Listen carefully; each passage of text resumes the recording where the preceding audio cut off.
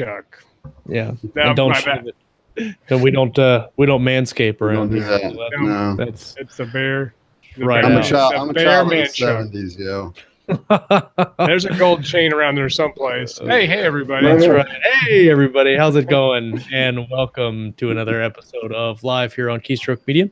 It's season 3, episode 34. I am Josh Hayes here with Chuck Manley and Scott Moon.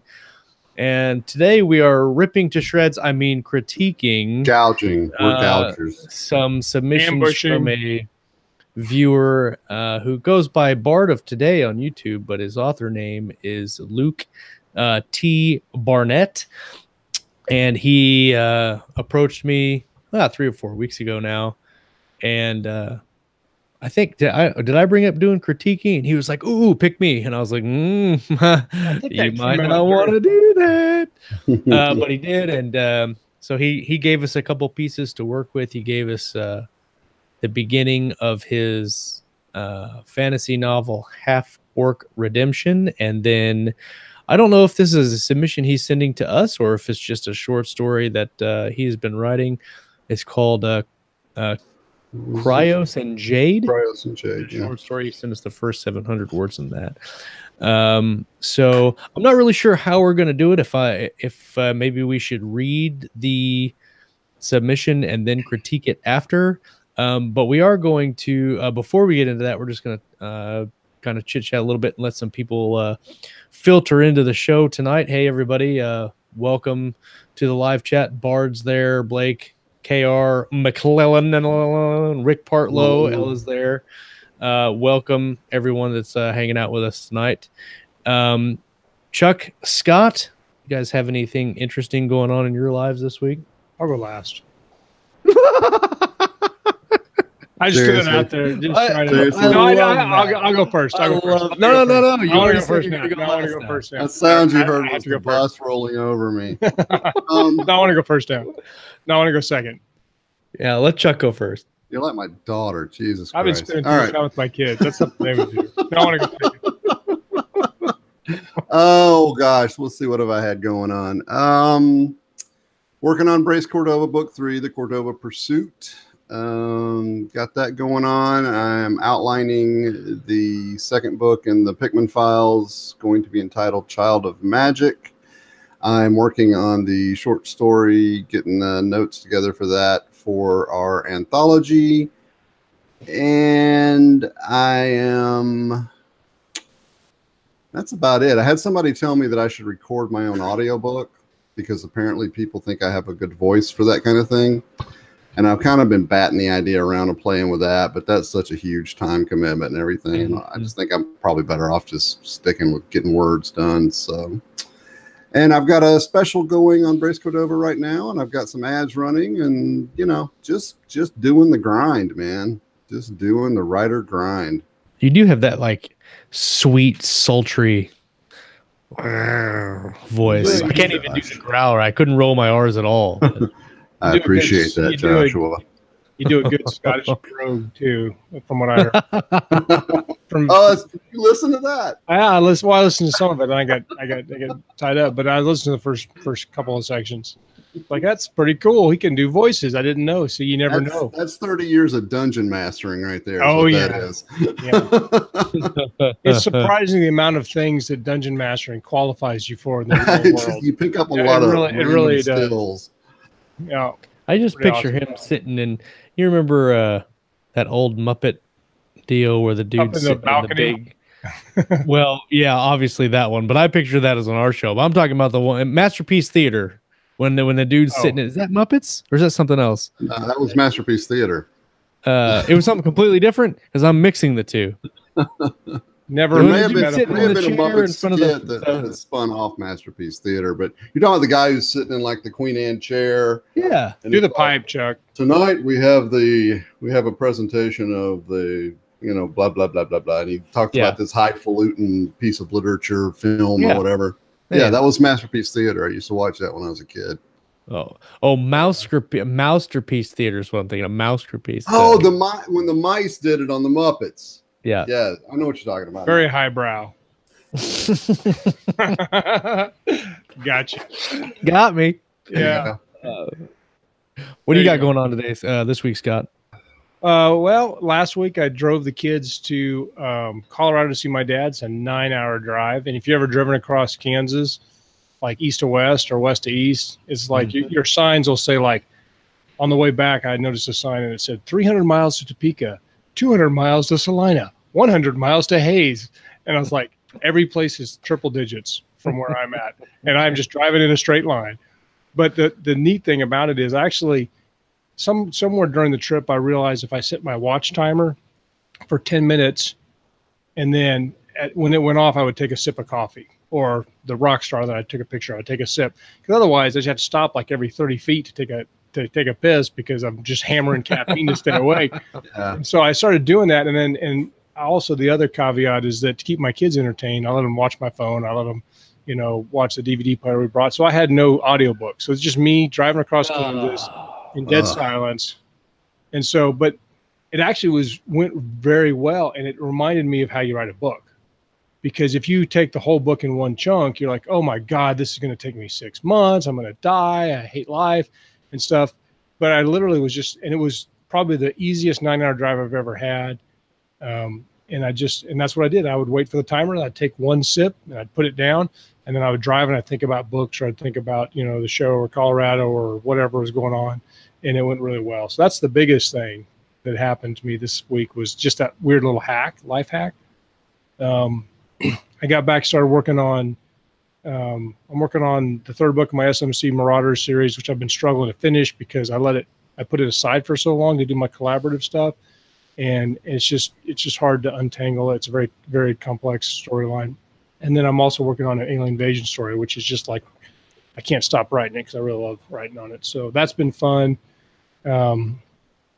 Work's been interesting. I got all kinds of great stories. Me and Josh saw a homeless guy with a coyote on his back. It sounds a live one. Yeah, I'm telling you. He's walking around with a live coyote on his back. I think it was a coyote. I am like 87% sure it was a coyote. So we did the. Wow. Josh and I got roped into the lip sync video for our department, and so there's one scene, if you haven't seen it, where we do this shoot down by the Keeper of the Plains, which is just like this 50-foot tall statue of an Indian that's been there forever, and they have like flames that, I think it starts at 9 o'clock. Every hour on the hour, they blow up these flames like 20 feet in the air, all around it, like 15 different jouts of flame for like several minutes, and it's so hot you can barely stand there. So we do this shoot where we're playing the band, and Josh, of course, is in his bomb suit doing his bomb shoot stuff with the guitar. But then when we're done, good job getting me into the suit. I'll just say that I know. I've never even done it before. I'm like practically an apprentice bomb tech now. I can get water. I can like pull straps. So we get done, and I pick up all my guitars and stuff. And Josh takes this bag that is literally like the size of my desk. It's like a 4x4 foot canvas bag with straps on it, loads this bomb suit into it, hoists it on his back. He looks like the character from a Monty Python movie. He's got so much crap on his back. And then we walk across this bridge. There's this really big, arching, artistically designed bridge we have in Wichita that, we're trying to develop it down there. And we're walking across the bridge, and we see a bunch of people. They stop us. One lady kept coming up to us and saying, "You guys played great. Are you a band? Do you guys play around the state and stuff?" And I'm like, "We weren't playing. That was a song, and we were lip syncing." But then we're almost across the bridge, and this guy is walking towards us, and he's looking pretty disheveled, like he's been sleeping outside for a while, and he's got this big coyote across his back like this. He's walking at us real slow, and he looks at us as we go by, and he's just staring at us. And I just want to go home because I'm tired. This is like 15 hours into my day. Are you still in uniform? Yeah, I'm in uniform. And Josh is carrying a giant bomb suit thing. and he looks at me, and as we walk by, we're doing this thing where we kind of face each other as we pass. I don't know how many people, crazy looking people that are probably, he looked pretty intoxicated and disheveled and a little bit desperate with a coyote on his back. This makes you go, I'm not sure this is a safe situation for me to be in right now. And so he says, "You got a light?" And I said, "No." And then we walked on. Yeah. You got to trying to burn this coyote off my back. No, and the coyote that was like the last thing we saw. We passed and we're like, was he carrying a coyote on his back? Yeah. And there's a lot of coyotes around here right now. There's kind of an infestation of them. But the funniest thing is the coyote was looking at me like, "What the hell's going on? Help me!" Yeah. So I almost brought a coyote home. So I don't remember what the rest of the crap I was going to say is, but I'm doing some stuff, doing some writing. That's like a character you would just see like in the background in a Stephen King or a David Lynch project, you know, just the coyote guy. I always like looking for the weird things at work, and you phrase it and it sounds weirder. Like we saw the guy and we were both like, "That's weird." But as we walked off, I said, "Remember that time we saw a guy carrying a coyote on his back?" You know. Awesome. So, anyway, so I could go on. I got a bunch of other stories, but we'll just cut it off right there. What about you, Josh? What you been doing, buddy? I don't even know that I can follow this. I don't even know what to say. Nothing I can say will compare with some dude carrying a coyote on his back and asking for a cigarette. Like, that's because all your stories involve blowing stuff up and things. The crazy thing about that is that is every day. I know. Every day you see something stupid like that, and somebody asks you for a cigarette. I got a better. Okay, I'm going to butt back in because that's what I do. Go for it. So the coyote story, you're thinking, what else crazy could happen? So my last work day, I'm trying to go get lunch and I'm starving. And I'm driving, this guy flags me down. And so I get out. I'm like, "What can I do for you?" And he points to this front of his store that he's cleaning up and he says, "There's a couch. There used to be a couch right there." And I'm like, "I'm not sure why I want to be in this conversation." And this is kind of a tough neighborhood right here. But he says, so they got a bunch of miscreants here that sit on that couch, and one of them, there's human feces there on the ground, and the lady that did it is pushing that couch down the alley. And so then I went to search for a lady pushing a couch down an alley with a roll of toilet paper, and I found her. So it gets weirder from there, but it's kind of a little bit, I don't want to sound like I'm bashing on this person, but yeah, it's not every day his couch was very important to him. Yeah, well, it's a her. Oh, and she was pushing his couch. It wasn't like a full size couch, but it's bigger than bigger than a love seat, and it was leather. And it was the woman. Oh, she was. I mean, she was at least the size of a coyote. Yeah, she was bigger than a coyote. I'm just seeing this woman with like the big couch, she's just like, yeah. Oh, I tried to explain to her. I said, well, I told her why. I said, this guy thinks people are taking a shit in front of his business and he'd like it to stop. That's the only reason I was there. And she says, well, I don't know what you're talking about. I'm like, you have a roll of toilet paper right there in your purse. She goes, that's not my purse. I'm babysitting it for somebody. All right. These aren't even my pants. These aren't my pants that I'm wearing. I'm not really here. Yeah. So in the interest of trying to top Scott, which I won't do it. No, do it. Blow something up. I won't be able to do. Did we blow stuff up last week? No, but we are going shooting tomorrow, so that's going to be a fun training day. I didn't really wrap up any writing projects this week, but I was able to put some scenes together, some arcs together, and close them in Terra Nova 3 this week. I've been having some struggles with this book. And it's not really with the book itself. I had a really big, as you guys know, a really big slump in July with my writing productivity. And so as of today, August 13th, I already have more words than I did the entire month of July.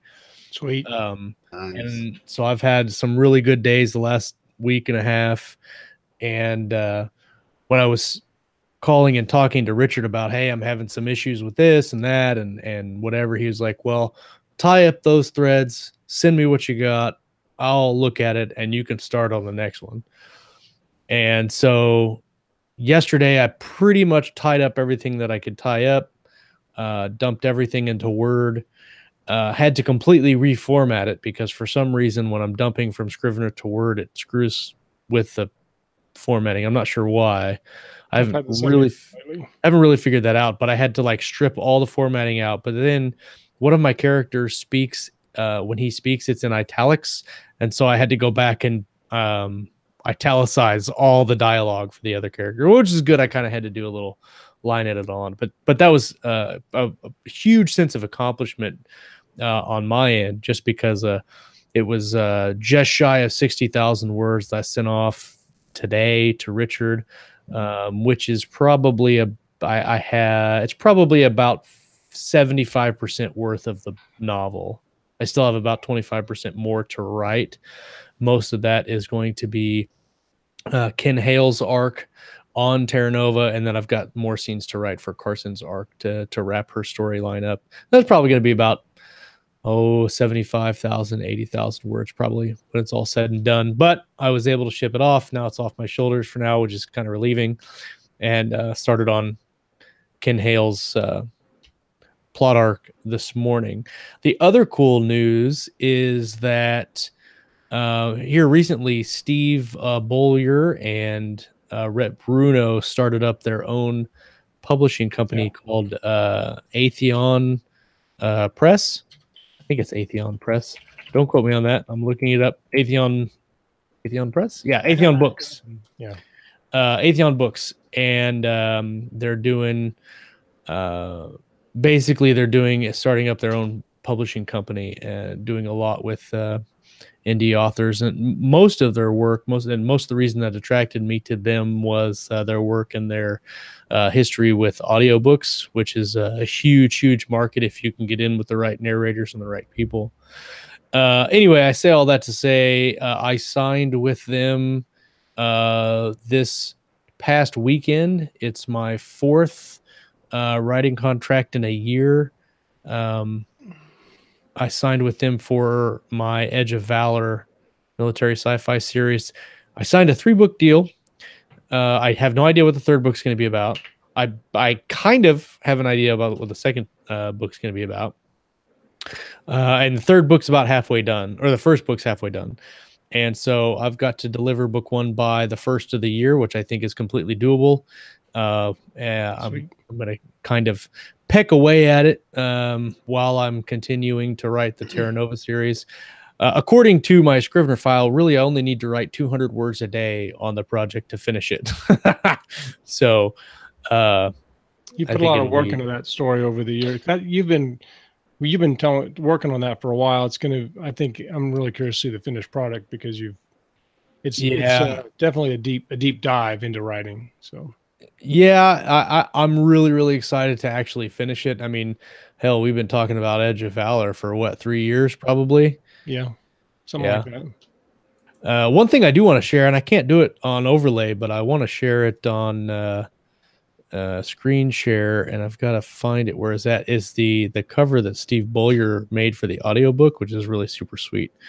A couple of questions in the chat too. I don't know if you can or shoot them to me read them to me while I'm searching for this thing. Let's see. It says, do you get royalties like traditional pub, or is it different? And he says, or I mean advance, and so on. I guess the question is royalties in advance type stuff. With ebooks, I don't. My contract does not have advances for ebooks.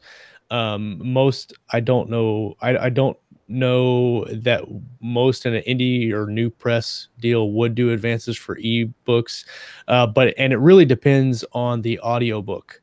That's where you could get advances, because that is where, and it also depends on which audiobook publisher you go with. Podium is not generally going to do advances. But Tantor has been known to do advances in audio, or Audible Studios generally does really big advances.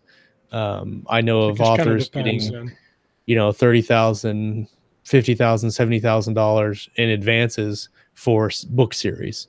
And do they have a non-complete clause? So the contract that I signed is just for the books in that stream of books, that storyline. So I can do whatever I want anywhere else. So in that sense, no, there's not a non-compete clause. I can do anything that's not associated with the Edge of Valor book series. I can do wherever and however I want. JR asked if I'll ever finish the Neverland. I probably will, and I have actually the last book of that series completely plotted out. It's not a huge seller, and so when I think about the time invested in finishing it and taking away time from books that are actually going to pay money, it's really hard to justify the time investment. Yeah. But here, let me share this real quick. I don't know if it's up there. Yep. Okay. It should be up there now. That's the audiobook cover. It's not going to be narrated by Luke Daniels. Well, it might. We don't know. We just put that in there as a placeholder. That's for fun. Yeah. For some. Oh, I hit the wrong button. Sorry. Wrong button. I'll put it up there again. You guys weren't done looking at it. So I've had this piece of artwork for probably close to a year and a half. Yeah. Because that was a custom art cover. You had a guy painted or digitally painted that. I can't remember. Yeah, it's digitally painted. It's completely custom, not stock art in the least. It's all hand painted, digitally painted, or whatever. And probably going to do books 2 and 3 through him as well. But I really, really love this piece. Steve was able to kind of put it together in a way that I hadn't seen it before, and so really, really cool, I think, in my opinion, but I'm kind of biased since it's mine. Yep. Good stuff. I love the typeface. The Edge of Valor typeface is freaking awesome. Yeah. And whatnot. So yeah, I like it a lot. I like it. So anyway, that's my news. Got a writing contract. My audiobook deal with Richard Terranova, the publisher's pack. That's killing it. Is doing, it's interesting it's kind of like a glimpse into traditional publishing when you talk about not knowing what the hell's going on with your book, because I mean, I can look at the ratings and I can look at the rankings for the book, but I have no idea what it's actually doing. Last time I checked, you had like over 300 and some in the first. I've got 431 ratings right now. In how long? It's been just over a month and a half. Yeah, that's just incredible. An audiobook, awesome, yeah, it's pretty impressive. But like I said, you can't tell what that means for sales because you can't just like refresh your KDP page 1,000 times like we all do when it's selling. Exactly. So I've got kind of a comparison study from another author that we published about the same time, and I don't know how the numbers line up. I know that mine has significantly more ratings than his, but I don't know how that translates into sales. So I mean, we'll see. I guess when the quarterly statement comes out, we'll see. Rick asked, do I think it's from Richard's existing fan base? I would say yes. That's probably the majority of it. The other thing is it's Luke Daniels, so people read because Luke Daniels is reading it, and actually, go ahead. Richard's fans like audiobooks because if you go on his page, it'll say, "When's the audiobook out?" So he's got a huge amount of audio fans. Yeah, huge amount. They love it. And the other thing is it's a publisher's pack, and then you get one of the cool things that Podium does with the publisher's pack is doing the 2 books, so you get almost 15 hours for 1 credit. Where if you just buy, like, you go in and you get 1 book, you get 8 or 9 hours for 1 credit. So it's kind of like getting more for your money, even though you're really not. So that's what's going on with me. Some pretty cool stuff, getting back in the swing of things, getting some words done and kind of feeling productive again instead of not. So let's before we jump into the critique here, let's do the sponsor. And of course I closed out my show notes, but I know who it is, so I just have to find it.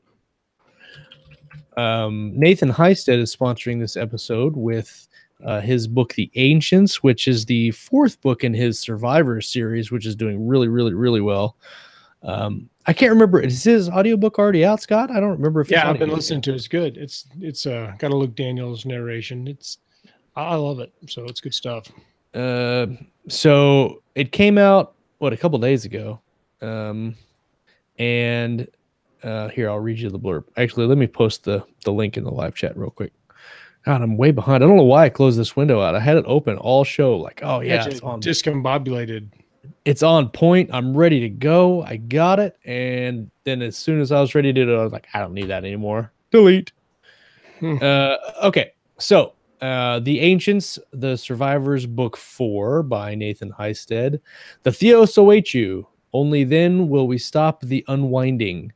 The threat of invaders is gone, and Earth has been bartered away as a price for peace.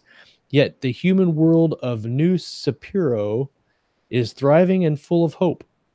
Joining the rank of the Gatekeepers, Dean and Mary set off to explore worlds connected by mysterious portals. When they stumble upon a strange symbol, they are led to an ancient object, one that sets them on an unstoppable path. The journey takes them journey takes them through multiple worlds before they can find what they're searching for. Long ago, the ancient race called the Theos vanished without a trace and have been next to forgotten for centuries. Do they exist? Dean intends to find out. But when he's faced with the truth, he fears everything he loves will be lost. The Ancients is the 4th installment in the best-selling Survivor series. It's on Amazon right now for $3.99, and it just came out. When did this come out? I think it's like August 7th, like a week. Yeah. I think he actually was. He was number 1 for a while. I think like 1, 2, 3, and 4 were in the top rankings for. Yeah, he has orange stripes all over the place, like a ticker tape parade of orange stripy goodness. Yeah, it's crazy. Oh, it's still number 1 new release in time travel science fiction. So very cool. Awesome, Nathan. I think the event is still number 1 in metaphysical science fiction or something like that. Last time I looked at it. So. And he just went full time. So congratulations, Nathan, on your success with Survivors. Officially one of my heroes now. That's so awesome. Dun, dun, dun, dun. We knew that guy way back when. Golf clap for Nathan. Okay, so let's move on into our critique. And what do you think, guys? Do you think I should read the? Do you think I should read it? You want to take turns reading parts of it? Should we maybe just? I think it'd be more informed. I think that everybody. I think we can try, see how long it takes, and then see if there's enough time to read the second one. Yeah, I'll read this first one, and maybe Chuck can read the second one. Works for me. Do it. Okay.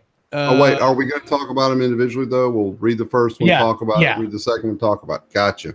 Let's read the first one, then I'll talk about the second one, and then you read the second one, and we'll talk about the first one. And then I'll read something that I worked on today, and we'll talk about the second story. Right, and then we'll do the hokey pokey and turn ourselves around. Absolutely. All right. Absolutely. I'm good with all that. Maybe I should read the first one. I'll read the first one backwards, and then we'll break it down from there. We could read. Yeah. Okay, so the first one is Half-Orc Redemption. It's an epic fantasy novel. We start at the prologue. The sound began early in the morning, long before the sun spread its warmth upon the cold, frigid mountaintop. The occupants of the tower did not become aware of it until it came closer to their abode, where they could hear it over the wind that often rages at so high an altitude. It disturbed their reverie near sunrise, rousing them from their places of worship or from their beds of blood and bone. It summoned them to the door of their tower to see a nearby figure bent over and hammering away with some unseen tool in the darkness just before the dawn. They stood frozen in place, I think, by the odd sight, too baffled to do anything but watch.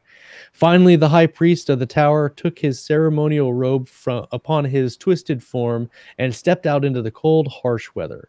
The sound of metal tapping against metal repeatedly shifted his vision from that of the normal pre-dawn light to that of a much clearer sonar outline. Not that he needed it. Many a time he had walked these steps bringing a sacrifice to offer, a young virgin, innocent, filled with life, ready to be tortured and burnt as a sacrifice to his god. His victims were always kept alive and conscious of every searing sensation. He delighted in it so each time he delighted in it. So each time he performed the ceremony, the many screams of the many sacrifices over the years filled up and rolled around inside his darkened mind, filling him with pleasure and setting his blood ablaze. Now, as he approached the cloaked figure, he noticed its feminine form and delighted that he might have yet another young woman's horrid screams to fill his blackened heart. But first, he desired to satisfy his curiosity. And so, upon looking upon her with eagerness, he addressed the woman in a questioning tone, unable or unwilling to prevent his drool from spilling forth. And just what do you think you're doing, female one? He asked in a poor excuse of the common tongue. The cloaked figure ceased its chiseling long enough to speak. If I do not carve a path for him, how can the destroyer come? The figure then resumed her work, chiseling a shape into the face of the step over which she was hunched. The high priest stared blankly at her for a series of taps. Coming to himself, he chuckled. Destroyer, he said. What say you? You insane, you? Marked and brought up by Grote? Too close, methink. Get mine touched. His speech faltered, his words choking him as she turned to face him. Her face was as pale as a ghost. There was some great unseen power coursing through her. He could not see it, but he could sense it, and more fully as she stood. It was a pillar of light, its essence so pure it would surely consume him if he dared to get close. He backed away. What you mean? What mean you? What destroyer? Their blood cries out, and the God King has answered. One of your own will come and reap his judgment, but you will not live to see it. Every tear and scream that you have caused shall now be returned upon your head, so says the God King. The power began to emanate from her as if reaching out for him. His spirit melted within. His legs felt suddenly feeble as he could no longer support and shook with his weight. Her face became clearer in the aura of the glowing light. He smelled smoke and the sweet aroma of burning flesh. He heard screaming and with eternal horror realized it to be his own as the flames consumed his body. In his last agonizing moments, he watched helplessly, immobile, as the tower he had built, the greatest monument to his God and master, leaned towards him, and the very mountaintop and steps he lay upon began to unnaturally bend. I did a really good job. I'm just going to say that right now. I did a really good job reading that, you guys. It's fantastic. It really was. It really was. Luke Daniels, stand aside. That's right. It. Step off. I will gladly take any advance you may or may not wish to give me. Well, actually, okay. though, I think your reading just actually highlighted one of the suggestions I was going to make. I'm just going to go first, by the way. Go for it. Go for it. When I was reading this first section, I got the impression that there's some missing words. There's some clunky phrases. And I was going to suggest to Luke that in the future, take some time to read your stuff out loud, because the flow of a narrative and prose is very different when it's heard as to when you're just sort of taking it in silently through your eyes, especially if you're the person that wrote it. So I would suggest maybe when you're doing your first draft and you're getting ready to send it off to the editor, read it out loud, and don't necessarily read it in order, but just read it out loud so you can catch where there's a her or a there or some kind of missing word that you just sort of slide over. And also you can catch those clunkier phrases where maybe you said this and this when you could have said this, period, and then for the second this, another sentence. I came across quite a few things there that I think you probably would have caught had you done a little out loud reading first. Right. Ellen just said no, and I feel like she's directing that at me. No, I and think I'm she's scared. talking about me. Oh, Because she's JR talking said to I you? was humble, so Ellen's Oh, talking to okay. JR. All I did was I said that. I looked up, and Ellen Campbell, no. I'm like, shit. Ellen's says no on for to you. everything. She's coming for you, Chuck. You better watch. But She's also very upset because she had to ride in coach on the plane today. Yeah, you're lucky she's in sorry about Seattle that, and she's Ellen. not in where you're at. But overall, Luke, I think you got a lot of strong words here. I think it's narrative. I like your dialogue. I thought it fit the whole fantasy genre real well. So overall, I think it's kind of at that polishing stage where you just kind of read it a little bit and read it out loud, listen for those clunky phrases and that sort of thing. And aside from that, though, I think it's pretty solid. That's my take. Okay. I made a few notes. I read it a couple of times, and I agree that reading it aloud, having somebody else read it out to you. When I was growing up, I used to have my mom would read my stuff back to me, which would always catch stuff that I wouldn't catch because psychologically your mind fills in the blanks. Also, you guys have all heard me talk about the reader apps, so the Read Aloud for Android. There's other versions where you can read it back to you in a robot voice. I was going to say that the read aloud apps do a really good job. If you don't want to actually read it, you can listen to it and pick out those things. And they're completely, they do the same thing every time. They do sometimes not read words right that are right because they're just machines and they don't really know. Right. I do that. I listen to a lot of stuff read.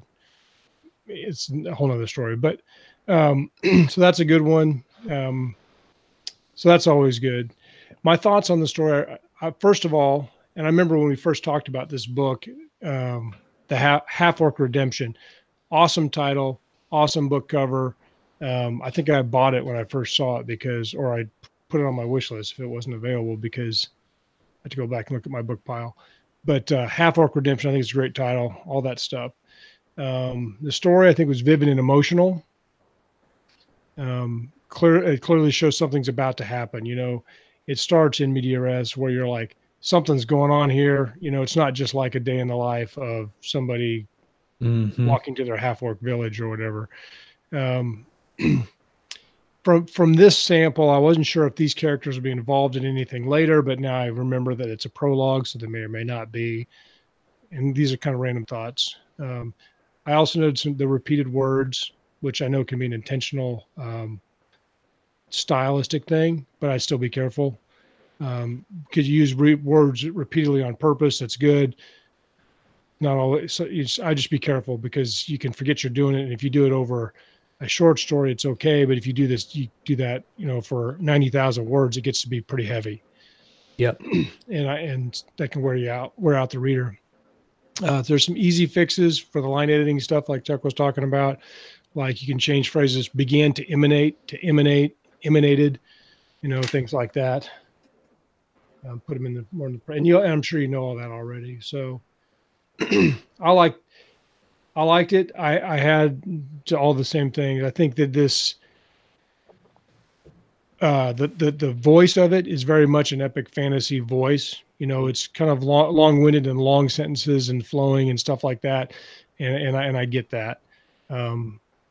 So that's just I don't know what I'm saying there, but that's what I pointed out. Specifically, the repeated word that drove me the most nuts was filled or fill or some version of fill. And I know that's an intentional thing for that paragraph, but I would look at that again. But I liked it. I will read the rest of the book, and so good stuff. What about you, Josh? What do you got? I've highlighted a couple things in the narrative, and to kind of piggyback on what Scott was saying, I really enjoy the voice. The flow was the flow of the words seemed very natural and very epic fantasy ish to me. I really love the cover.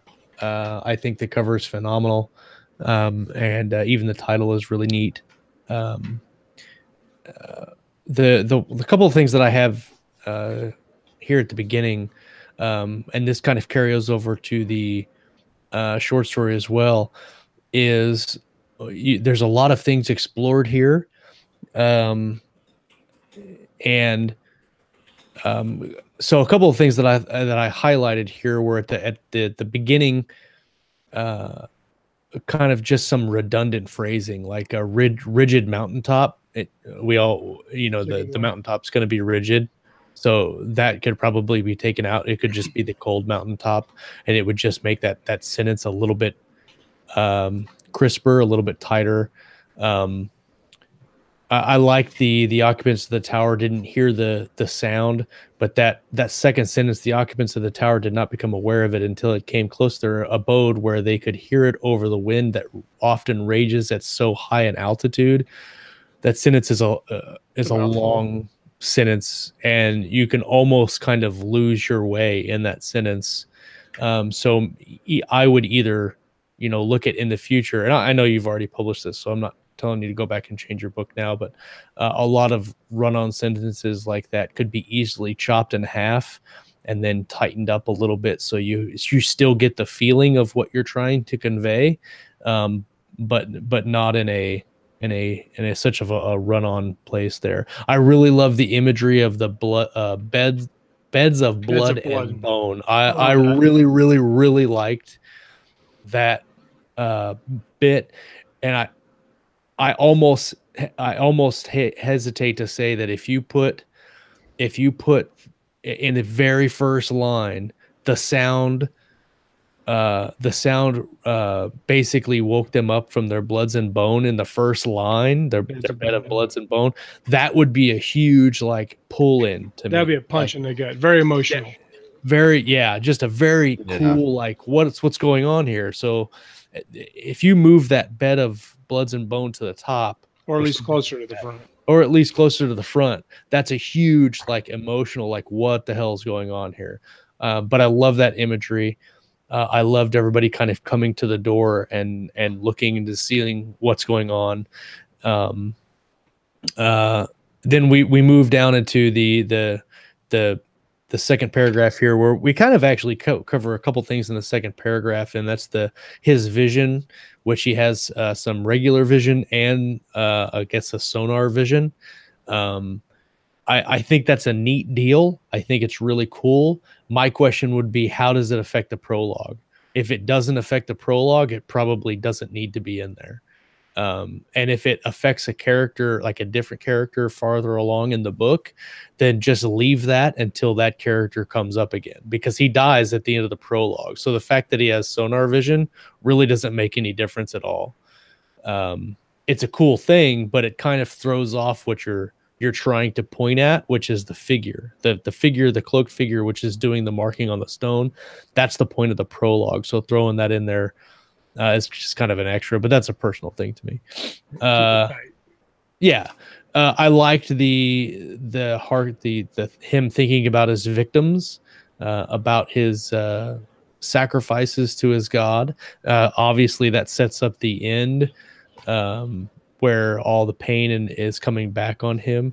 But you probably tighten that up a little bit, so it's not because that paragraph's the largest paragraph of the prologue, and it has an impact because that's what's coming back on him. But I think you could probably tighten it up a little bit.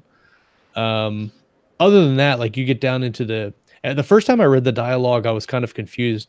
But then as I started thinking about the title, I was like, okay, well, what if these people are orcs then? And that's might be why their language is kind of stunted the way it is. Yeah, I like so I got it. So I like that. I like the take on the not being very. Reread that sentence and just what you think in your Doom voice, and just what you think you're doing, female one. See, there you go. There you go. Kapow. Luke Daniels series. That's right. What mean you? What destroyer? I need to yeah. So I thought that was good. I thought that the really cool, their blood cries out that God King has answered. That's really good dialogue. I love that. Really kind of tingles your spine type stuff. And then at the end, when I love that he starts immolating before he consciously realizes what's going on, and it's like, oh shit, I'm the one that's on fire, motherfucker. Yeah. Not how I thought it was gonna go. That's a rude awakening. So, but yeah, I think as a prologue, It does what a prologue does. It's pulling you in, and it's like, why is this happening? Who's the destroyer? What's going on? Why is this priest dying? I think there are some things that you could make definitely tighter. But other than that, I thought it is a pretty good introduction to a book, because you're not going to get everything, and you don't want to put everything in a prologue. You just want the prologue, if you need one, to set up an event later in the book. And so I'm guessing that female figure is going to come back and, immolate somebody else later, which is always cool. I love immolations. So good work on the prologue. Very fantasy. I think it is right in the genre. So exactly. Let's do the second one. You ready to read, Chucko? I believe I am. Papa Chuck is reporting for duty. Oh, you're on point now, man, because I got a standing ovation for the one that I read. You were awesome. You were fucking brilliant. I mean, I bet you put the pipe in the side of your mouth and read it. Chuck's gonna do better because he's showing more skin than you. He's gonna get a lot more rating. Button undone or something. Oh no, it's very John Travolta. Doing the 70s porn star thing tonight. All right, we dig it. Papa Chuck story time. I really should don't do that. I won't be able to pay attention. All right. The pipe is too much. It's so awesome. This is the short story Cryos and Jade, and it says here that this is the first 700 words of it. So here we go. Should we count? No. That would be distracting. What? Yeah, you're right. I'm sorry. So it's actually 704 rounds. So okay, 704 words. Cryos and Jade. Trapped. That's what she was, trapped. She couldn't stay locked in that place despite how she loved him. She was trapped and couldn't stay, stuck in the mundane day-to-day drudgery that was her life, her duty. She couldn't stay. That's why she was here at the threshold of this abandoned keep. Abandoned, forbidden, forsaken, cursed. The state of the keep echoed her own perceived fate as if she had stayed. That's why she came, to defy it, to defeat it. The decrepit door made no sound as the young woman pushed it open and stepped into the darkened hall. Her stomach lurched at the rank smell of mold and rot that blew past her, as though a ghoul had opened its maw to consume her. She gagged and covered her mouth, then glanced back out into the forest, back towards her home, now obscured by the trees. Was she really about to do this? She looked back at the black stone walls of the keep standing before her like an ancient tomb as her mind recalled the tale of Ixtus the Black. It was said that any who wandered into the forest near his keep never returned. His was the final resting place of all missing children of Thorol Island. But he had died long ago. No, that wasn't right. He was killed, destroyed. The last person ever to disappear near his keep was a young woman, much like herself, whose fate remained shrouded in mystery. She looked again to the forest. She could turn back. She could leave now and go home, never to return. She would be safe and warm, far from the evils of this place, far from the smell of death that seemed to hang in the air, a death that might consume her, a living death or a chance to defy death, daring to live. She turned and moved forward down the dark hall. The light of her torch revealed walls covered in mold and cobwebs. She knew she was risking much by being there, not the least of which was the supposed curse that would come upon any who dared trespass the abandoned keep. Supposedly abandoned. But the risk only filled her with excitement, so much so that she trembled, her mouth in a wide smile beneath her hand. Every step led her further into darkness, into the throat of some nameless thing, death seeking to corrupt her from the inside. She came to another door at the end of the hall, also covered with mold. Removing her hand from her mouth, she took a fine silk handkerchief from inside the sleeve of her jerkin and pushed open the door. The menacing and cruel stone faces of 100 gargoyle statues glared at her. Their clawed hands were reaching out for her, threatening to drag her deep into the twin pits of darkness and torture. They would take her there, kicking and screaming as they feasted upon her. Their cruel laughter would sound endlessly in her ears, and her screams, she shook as she reeled from the vision.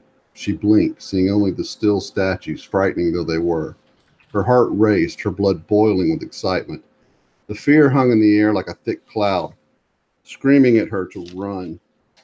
Her face stretched into a broad smile at the thrill of coming so close to danger, and she walked into the chamber. The stone eyes seemed to linger on her as she waded through the sea of statues. Her mind constantly threatened to pull her back into the vision, like a whisper at her ear. Her hand moved to her chest, touching its center, reassuring her.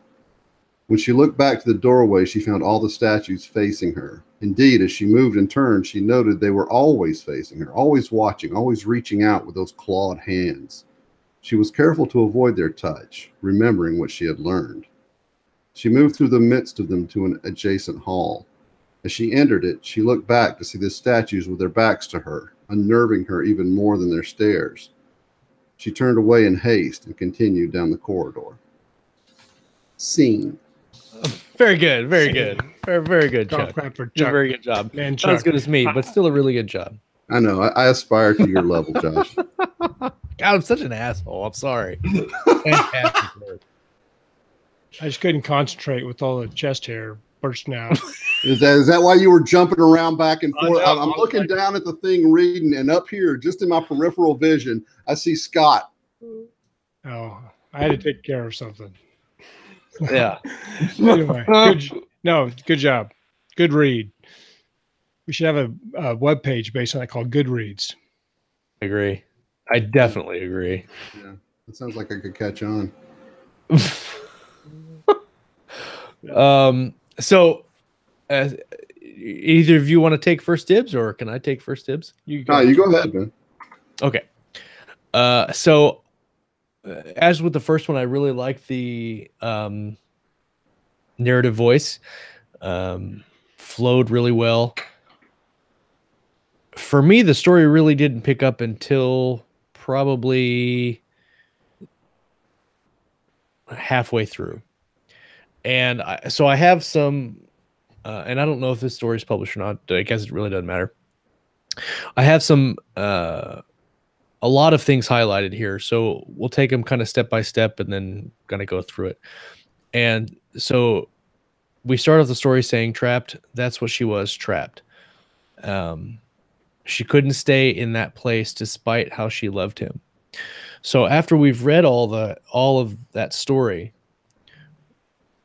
this first line here, this third line, is obviously talking about somebody that she's in a relationship with, but he doesn't matter to any of the 700 words that we've just read.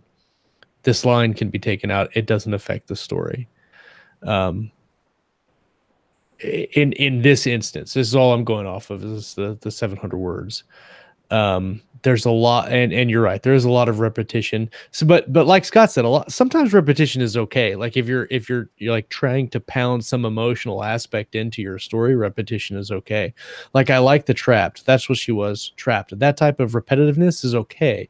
But that image of that I get from those two sentences is like she's in a cage, or she's in a cave, or she's trapped by someone physically. That's how I get from there, just starting off. And then we get into it, and the first paragraph has a lot of contradictions, kind of, because you get she couldn't stay in that place. So is she trapped because of him? We don't know. She was trapped and couldn't stay. That sentence is contradictory to itself. She gets stuck in the day-to-day drudgery of her life, her duty. And so now we're mixing all these traps. It's a kind of a mix of all of these things in her life that are making her feel trapped. But the whole point of this scene is getting into the tower. And so like a lot of this stuff, when I read it, I don't see the connection to the tower, because you get here and we go, which is why she's here at the threshold of this abandoned keep, abandoned, forbidden, forsaken, cursed. I like the alliteration there, but the fact that she's stuck in some kind of a relationship really doesn't affect that. It doesn't seem to me. That's not how it's portrayed here. And the fact that being stuck in like just a mundane city life, that really doesn't have any sway to me. So there's just a lot of kind of there's a lot of things going on in that first paragraph that kind of jumble around and kind of disjoint me from reading through, because I'm trying to figure out, who is he? Why can't she stay? But she's trapped. Is she going somewhere? So I'm trying to figure all that out while I'm reading that, and I'm not being sucked into the story. So it's just stuff to look at when you look at structurally how you want to start off your story and your paragraphs, where you want to point the reader to and what you want them paying attention to. I liked when you...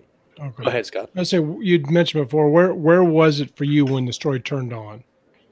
So the story really, like, I liked the imagery of the tower, in the darkened hall that she steps into. And this is the second paragraph, which is really good, when he describes the smell of mold and the rot and all of that stuff that kind of overwhelms her. And that's really good. Really good imagery to show that this is kind of a place that she doesn't want to be, or the place that no normal person would go. Why are you going in here? It's obviously bad. Don't do that. That's a good buildup in this paragraph. And then we kind of have some more background, again, that I don't know that's related to the tower, because I don't know who Ictus the Black is, or why he matters, or the missing children of the Thoral Isle, or why they matter, because it seems like in this 700 word presentation, you're focusing on the tower, and I'm not sure how these coincide with that. So what really kind of, when I got through this, because you mentioned Ictus the Black, and then you have a paragraph about how he was killed by a woman, like the character.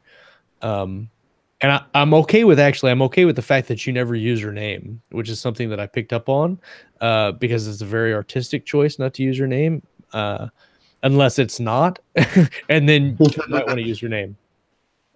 But so that could be... I haven't thought of a name yet. So. Right. So when you get into going into the wall, you talk about her torch revealing the mold and the cobwebs. That's really good imagery. She knew she was risking much by being here, not the least of which was the supposed curse that came upon any who dared to trespass upon the abandoned keep. I think you could probably tighten that up a little bit and just say the rumors of curses, because you've already said rumors of people that have never returned from here. So, rumors of curses and all that could be tighter. Now, when we start talking about the gargoyles, that is where I'm like, yes, I love that. The menacing and cruel stone faces of 100 gargoyle statues glared at her. I mean, that's an amazing visual that you have there. And then as she's walking by and they're just turning, and I could just picture that, like just turning and watching slowly as the stone's creaking, and just that really creepy vibe. Really, really liked that. So once you get to there, I really like that imagery. I really can feel being focused into that tower, and knowing this, she's doing something that is dangerous, and she is in jeopardy by doing it. The thing that threw me off just a little bit was when she smiled, and I don't remember where it is. I didn't highlight it. I should have highlighted it. It's in the third section someplace. The third partition of the story. I'll find it at some point, but at some point in the narrative, you say that she smiled because of being scared. And I'm paraphrasing because now I can't find it, obviously. But that threw me a little bit, because she's talking about going into this abandoned, forsaken, cursed, forbidden tower. Obviously something that she doesn't want to do, but then she smiles. So that imagery threw me a little bit. Maybe there's a reason for it. But you always want to be cognizant of what you're drawing, what picture you're drawing for the reader. So I really like the gargoyles. I really like that part of where she's going through, and then she turns around and then they're not looking at her. So it really draws a really neat little deal about, well, were they actually looking at her, or is she just imagining that? That was really neat. What are they looking at now? Who just showed up? The last thing I'll mention, and I'll let one of you guys jump in, is repetitiveness is what we talked about before, and purposely or unpurposefully. And I've highlighted 4 sections here where you mentioned, well, 3 that you mentioned look back specifically. You said she looked back at the stone walls, and then a couple of paragraphs down, she looked again to the forest, and then down to the other, when she looked back at the doorway, and then the last paragraph, she looked back to see the statues. So you've got a lot of looking back, and I see it, but for the sake of repetitiveness and more flow through your narrative, I would consider trying to find different ways of saying that instead of just look back. So yeah, I'm going to read your comment here. So the idea is her life is dull and mundane, and the excitement is what makes her feel alive, and so she smiles. Didn't communicate that well. Yeah, so if she has a mundane, so that's the thing. You spend one sentence talking about the mundane life, and so if it's something where her life has been sheltered and she hasn't had much adventure, or she's been dying to do something like this, that's stuff that definitely needs to be illustrated in the narrative, because like I said, that first paragraph just kind of jumps around, so I'm not really sure what to focus on and what you want me to remember from that first paragraph. So if that's something that really kind of pushes her forward, and then going into this tower is actually affecting her as a person and changing her as a person, then that's something definitely you want to draw attention to. Okay, those are my thoughts. Good work. Scott? Okay. Whoever. Okay, so yeah, so I had the same thing with the intro, and I won't go into it in a lot of detail, but like I said, it's just not very focused. It kind of contradicts itself. Josh did a better job than I was going to do explaining that. But what I think about that is that basically you just need to rework I mean, you can always scrap it in intro, but if you rework that with the type of things you've done later in the story, it should be good. But my biggest thing, and I won't talk about details and specifics, but you're looking to get an emotional response out of your readers, and a lot of fantasy stories start in the mundane world and stuff like that, but it's still got to be kind of dramatic or meaningful, I guess is maybe a better term. So so the first few sentences are, with the way the language is, are really hammering home that deal about being trapped, but then you drop back to mundane life, and then so if you've developed a whole bunch of tension, you don't want to let it off. And it's kind of like when the smiling one, I may be paraphrasing it wrong, but what I kind of took out of that is you've built up all this danger, and now she's smiling, and now you've released a lot of the pressure. And I've done it a lot. I know a lot of writers, they'll set up something that's really stressful in like dialogue especially, but then they'll kind of explain it a little bit because it's uncomfortable for the writer like it is for the reader.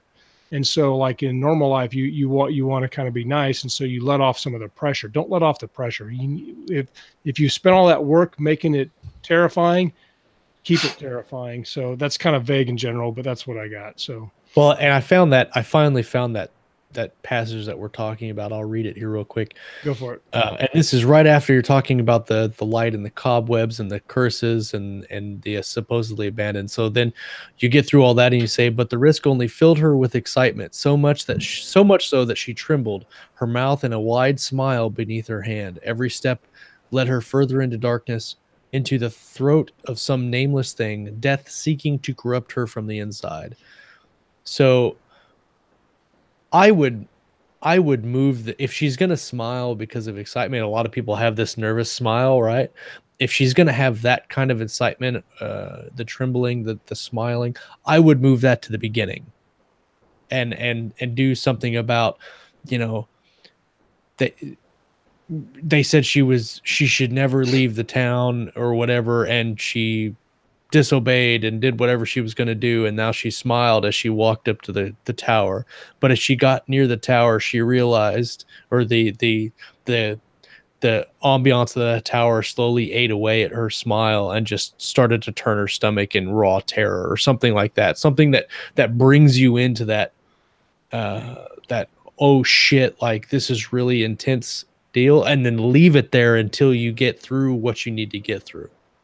I really like the idea of her being excited by danger and kind of that, you're excited until it becomes real. Then you're like, oh crap, man, about more than I can chew. But so I like that character. And I think, like Josh said, moving that to the front, it puts her character at the front of the story. And I think that might be a very good choice. So here's my quick thoughts that I jotted down when I wrote it. So the story sets up danger to the protagonist, which I like. I wasn't quite sure if she was really going to be the protagonist or not, because I was still kind of in prologue mind in my head. And since she wasn't named, I wasn't sure how attached I should get to her. I don't know if this is going to be another setup like the first story where then she dies at the end. But obviously she's a protagonist. I want to know more about this place and the girl. That's my initial impression. I get the image of like a Frazetta painting, like in all the old Conan books and stuff, in the kind of the disaster wasteland, the abandoned towers with all the mounds of bodies and stuff. That's the imagery I get from this. So that's obviously good because I love Frazetta. Yeah, we already talked about the first paragraph. I'm unclear on it, what it's trying to do. A lot of repetition. Yeah, so we already covered all that. Yep. And I think that again, the style fits the genre. This is obviously a fantasy story. If I was a fantasy reader and I opened that book and I started reading, I'm like, look, well, I got a fantasy book, so I think that's good. There's some easy fixes, with the we're reaching, would sound, seem to. Some of those things can be compacted, obviously, into one word. Yeah, for the passive, you want the active, but yeah. The clawed hands reached, the cruel laughter sounded endlessly in their ears rather than would sound. I call that apologetic words, like would and almost and nearly. Those are all kind of like apology words, and they're weak. And so they should probably be cut out of most things that you write. That's all I got. He's Bard just put in the live chat, but then why would she keep going? Need to figure that out. So yeah, I mean, obviously she's going into this tower for a reason, and so this reason needs to matter, and maybe that reason needs to be at the forefront of the story. The reason that she's going into this tower, whether it's to go in there to satisfy a demon to save a loved one, or to kill a demon to save the village or something like that, that especially in a short story like that needs to be like really upfront, like what's going on, because you don't have the length of a novel to kind of bring a reader in and slowly kind of world build, and then you get what's going on, and then you jump into the solving of the issue. In a short story, you really want to smack the reader in the face with an issue and then bring it home, in the 6,000 or 8,000 or 10,000 words that you have to work with.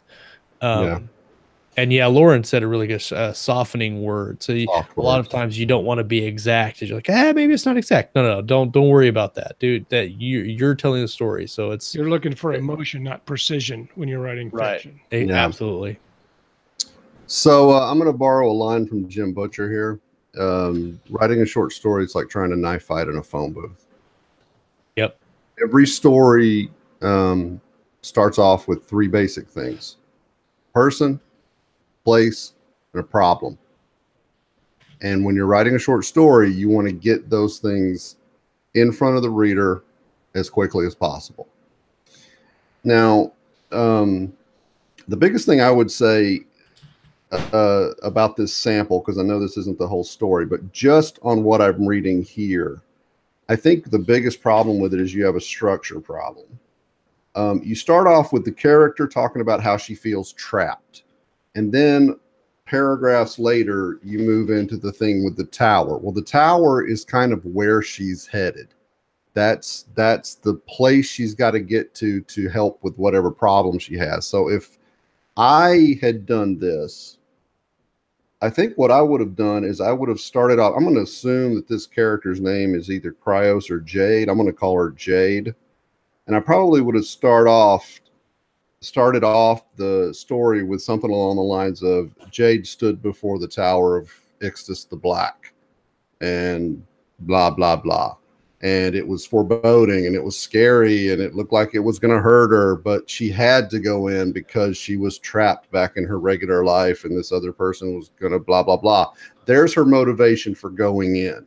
Yeah. So then you go in and you get the creepy molds, you get the creepy gargoyles, you get the tension, the fear, you got the reader all bunched up because like, oh, are the gargoyles going to get her? Is she going to freak out and run away from these weird visions she's having? You keep that tension, you keep that building, and then she gets past the gargoyles. She looks back and she's like, shit, that was kind of fun.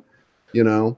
Yeah. You build up that tension, and then you have her in that moment of relaxation. It's kind of like the afterglow. You know, it's like, oh, okay, cool. Wow, that was as bad as I thought it'd be. And I think that instead of having that smile we were talking about at the front, I would actually move it to after the gargoyle situation. And then as the story progresses, you can move further on. But I really think that the biggest, I mean, the writing is good. The words are, you know, a line edit wouldn't hurt. But overall, I think it's really kind of a structural thing. I think you're starting off with information that you're burying the lead for all intents and purposes. Good way to put it.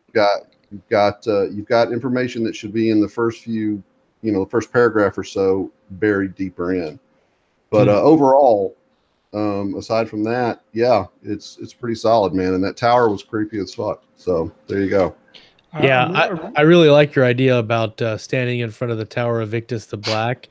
And then, honestly, if you did that and then move right to the hall and then right to the gargoyles, especially if, like, I mean, yeah, she needs motivation to go into the tower, which could kind of be built into the rest of the story, but drawing the reader in and going through all that creepiness, like, you want to put all the great shit at the beginning, and that will carry the reader through the midpoint, which you could kind of salt and pepper in the other stuff if it matters, and then bring you to that really nice, epic, really cool conclusion that I could see you fighting, you know, a demon or something like that, or a curse or something. I think you should go with the standing in front of the Keep Ixtus Black with a coyote over her shoulders.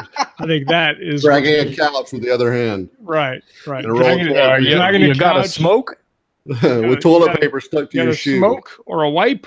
Thank you. Holy crap. Why do you have to do that every time that I take a sip of bourbon? I've been trying to get the timing right. I've been waiting to ambush you the whole time. Because bourbon through the nose is the best kind. No, it's not, because it burns. Yeah, and like I've got a really nice bottle of Breckenridge today, which is really, really good. This is one of my favorite. Breckenridge, Colorado. It's fantastic. It's a whiskey with snow melt from the Rocky Mountains. Oh, I got some great Breckenridge stories from my little Scott days when I was learning to ski, but we'll save them. I like Lauren said, I'm really excited to see how this story is in its final version. So yeah, I'd be interested to see that when you're done with it, Luke. Well, you know, and I like doing these kind of things. If people see a value in, did I bring enough for everyone? It depends. I depending on how big a break you're going to take. So I hope so. If people see the value in this, obviously we can continue to do it.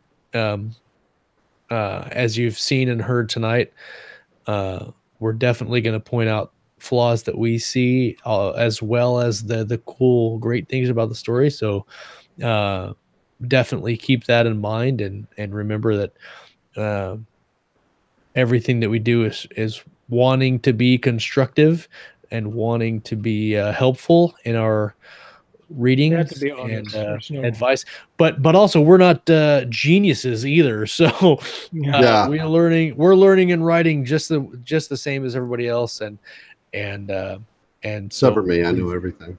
Yeah, except for Papa Chuck, and he knows but only while holding the magic pipe. That's right. Is Angrial there? He's holding there. Yeah. I remember back in my day. You young whippersnappers. Whippersnappers. Get So off my lawn. if yeah, Get off and he's my got this lawn. big World War II M1 Garand. Katat. If you guys like this show and you wanted to continue, let us know. Hit us up on in the group. Let us know if you enjoyed this show and got something out of it, and also if you'd like us to take a look at some of your work. Obviously, so we're running a little over now, so we might want to put a cap at like 1,000 words. Yeah, maybe. What do you guys that would think? be wise. Absolutely. One section on a one 1,000 single words, narrative project, 1,000 words max. which is okay, Bard, because we didn't specify the first time. Right. So That was good, actually. I like the chance to get two cracks at it there. So. yeah. But I think 1,000 words. So we'll do this: 1,000 words. You could do 500 for 2 stories or 1,000 for 1. There you go. It's up to There you you. If you would like to partake in our 100 for 10. No, Scott. No. We could do like a blur. Actually, that might be a good idea. Do a blurb review episode. We could do some blurb reviews. I'm okay with that. Maybe that would be. Yeah. Well, yeah. Let's try to schedule it out. So we're scheduled. Can I send mine in for that? Yes, you can. Everybody. We're scheduled way out into October, so we may want to plan some of these things in October. Some blurb review shows if you'd like.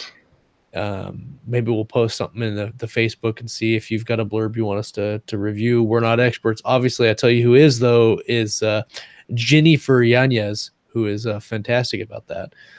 Reach out to her. She's in the Facebook group as well. But if you'd like us to critique one of your samples, or you have something you want to look at and break it apart, or you just want some extra eyes and some thoughts on it, story you want to share with the rest of the group, yeah, that would be awesome. We should probably schedule those shows and then announce, hey guys, we're going to do this kind of show whenever. And yeah, like we got one coming up, so submit your like you said, we're booked out for a while, so we don't want people sending us stuff and let's not be able to use it for a long time. That's right. So next week we have Autumn and Jasper coming up talking about their fantasy world building course, which is actually really neat. They've got a lot of cool stuff in there. Then we have Shannon Meyer on the 27th. I have an email out to Craig Schaefer, I think, for Has he not responded yet? No, I just forgot. So I sent him an email today because I'm a horrible showrunner. I'm pretty sure I got somebody lined up for the 3rd, but now I can't remember who it is. We've got some really good shows lined up. Peter F. Hamilton's still confirmed for September. We got Chris Porto and David Burns coming up.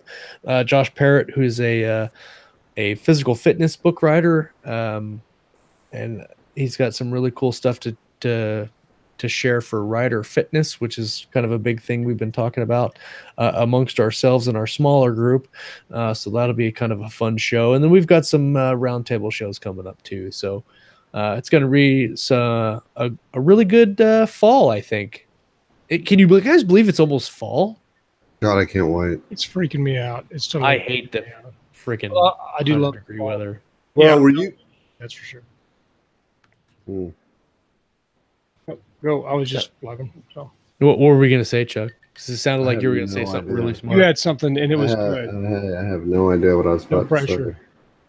I'm not going to point this out, but you guys look at Chuck while he's rubbing his goatee like this. He's like twirling it around like Jafar from Aladdin. Plotting your downfall. Yeah. We're going to sit here until you remember. Oh, man. Well, everybody, thanks for coming and hanging out tonight. And Bard of Today, a.k.a. Luke Barnett, thank you for very graciously submitting your works so we can read them and critique them. Hopefully that you... Not only did you submit it, you submitted first before anybody else. He had no idea what to expect. That is true. And that is true, man. Generally. That is true. First is always the scariest. So yeah, thanks for that. It was fun to read your stuff and break it down and critique it. Thankfully, I didn't spit mine because people would just murder my shit. So you're a brave man, sir, and I appreciate that. Not enough coyotes in it for my taste. Yeah. So everybody, thanks for hanging out with us. We've gone a little over. I hope we can hope it was okay to go a little over, which I'm sure it was. And I don't care because I run the show. What do you guys think? Doesn't matter. I'm just kidding. Hey, if you're listening or watching and you haven't responded to my Facebook message about this Vegas is very important and dinner, go and do so. We need to have an accurate count here. Probably in a couple of days, we're gonna lock in the reservation. We're doing it at some German restaurant. Richard Fox found it for our meetup in Vegas. So if you're going to be at 20 Books to Vegas this year, November 6th is when we're going to do our Keystroke Medium dinner. Maybe we'll have some shirts to give away. Maybe we'll just steal some of your shirts and see what we do. Swap. Yeah. And maybe get shitty and make fun of everybody. So if you're going or think you might be able to go, hit us up in the Facebook group and let us know in that thread so we can get you down on the list. So, all right, well, we'll get out of here with that. Everybody, thank you guys so much for watching and listening. Make sure you come back next time. We're going to talk about some reading. We're going to talk about some writing and, of course, everything in between right here on Keystroke Medium. You guys have a fantastic Monday. Later, guys.